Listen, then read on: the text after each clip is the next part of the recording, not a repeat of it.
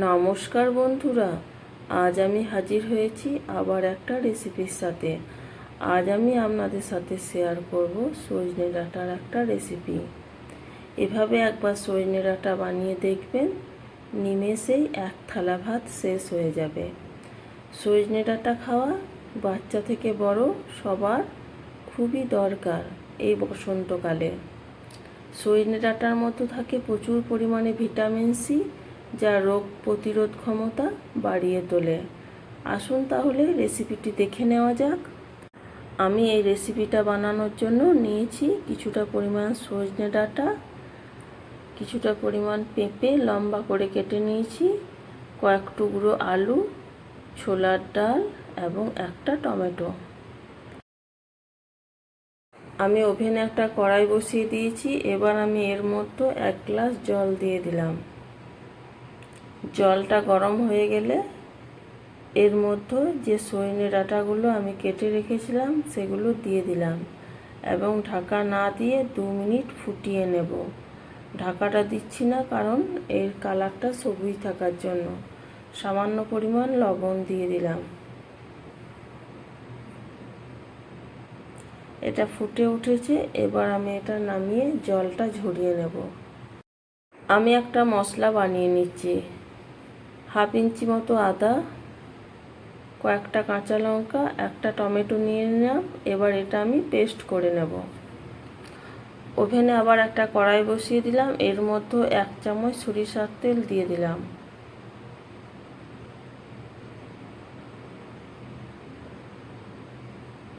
একটা শুকনো লঙ্কা ও সামান্য 5 ফোড়ন দিয়ে দিলাম। ফোড়নটা একটু নাড়াচাড়া করে ভেজে নেব।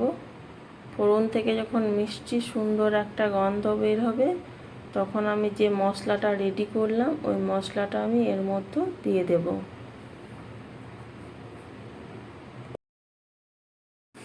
বাটিটা ধুয়ে জলটাও দিয়ে দিলাম। 1/3 চামচ জিরে গুঁড়ো, 1/3 চামচ ধনে গুঁড়ো,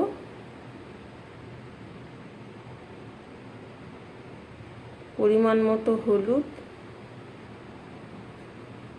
ও 1/3 চামচ কাশ্মীর লাল লঙ্কা গুঁড়ো দিয়ে দিলাম। এবার মিডিয়াম ফ্লেমে আমি মশলাটা কিছুক্ষণ ধরে খুব ভালোভাবে কষিয়ে নেব।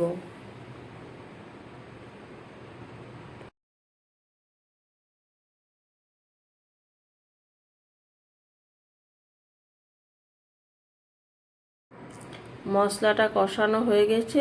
এবার পেঁপে ও আলুটা আমি 2 মিনিট মতো ভাপিয়ে নিয়েছিলাম। আপনারা চাইলে না ভাপিয়েও নিতে পারেন। এবার আমি মশলার মধ্যে পেঁপে ও আলুটা দিয়ে দিলাম এবং ভাপিয়ে রাখা সজনে ডাঁটাটা দিয়ে দিলাম। স্বাদ মতো লবণ দিয়ে দিলাম। 2.5 থেকে 3 মিনিট মতো আমি সমস্ত কিছু খুব ভালোভাবে নাড়াচাড়া করে নেব।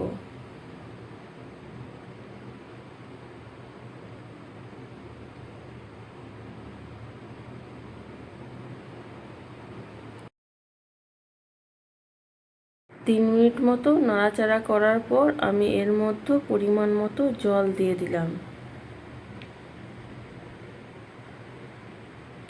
এবার সমস্ত কিছু খুব ভালোভাবে মিশিয়ে নেব।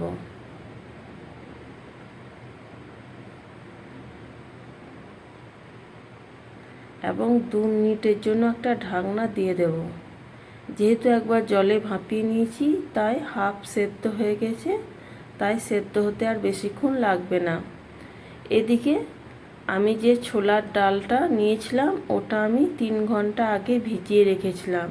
সেটা আমি একটা মিক্সিং বোলের মধ্যে নিয়ে নিলাম। কিছুটা পরিমাণ আদা নিয়ে নিলাম,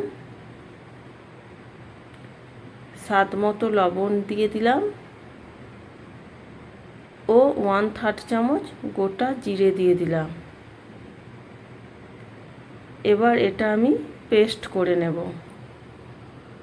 ডালের পেস্টটা একটা পাত্রের মধ্যে নিয়ে নিয়েছি। পরিমাণ মতো হলুদ দিয়ে দিলাম। লবণটা আমি আগেই দিয়েছিলাম পেস্ট করার সময়। এবার 5 মিনিট ধরে আমি এটা ফেটিয়ে নেব। আমি ছোলার ডাল নিয়েছি, আপনারা চাইলে এটা মুগের ডালও নিতে পারেন। এবার ওভেনে একটা কড়াই বসিয়ে দিয়েছি। এর মধ্যে কিছুটা পরিমাণ তেল দিয়ে দিয়েছি। তেলটা ভালোভাবে গরম হয়ে গেছে। এবার আমি পেস্ট করা ডালটা আমি বড়ার আকারে ছোট ছোট করে আমি তেলের মধ্যে দিয়ে ভেজে নিচ্ছি।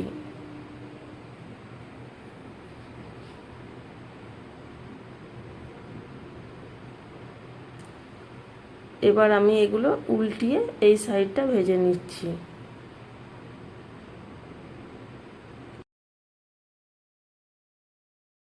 বড়াগুলো বেশ লাল লাল করে ভাজা হয়ে গেছে। এবার আমি এগুলো তুলে নিচ্ছি কড়াই থেকে।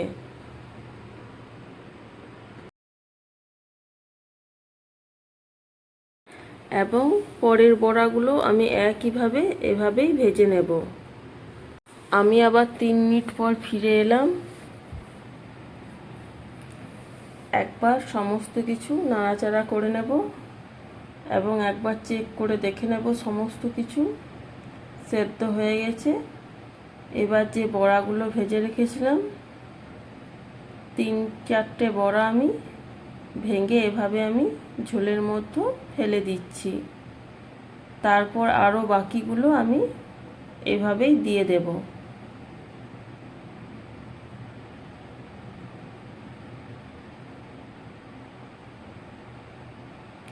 এবং 2 মিনিট মতো ঢাকনা না দিয়েই আমি ফুটিয়ে নেব।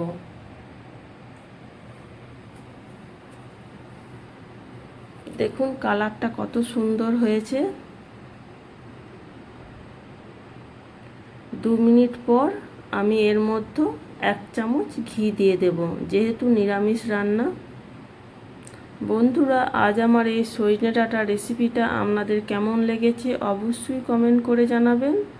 এবং যদি না বানিয়ে থাকেন এভাবে অবশ্যই একবার বানিয়ে দেখবেন এবং কেমন হয়েছিল আমাকে কমেন্ট করে জানাবেন। আমার রান্নার রেসিপিগুলো যদি আপনাদের ভালো লেগে থাকে তাহলে অবশ্যই লাইক, কমেন্ট এবং প্রিয়জনদের সাথে শেয়ার করার অনুরোধ থাকলো। এখনও পর্যন্ত আমার চ্যানেলটা যারা সাবস্ক্রাইব করেননি প্লিজ চ্যানেলটা সাবস্ক্রাইব করে আমার পাশে থাকার অনুরোধ জানাচ্ছি। তাহলে আবার দেখা হবে নতুন কোনো ভিডিওর সাথে।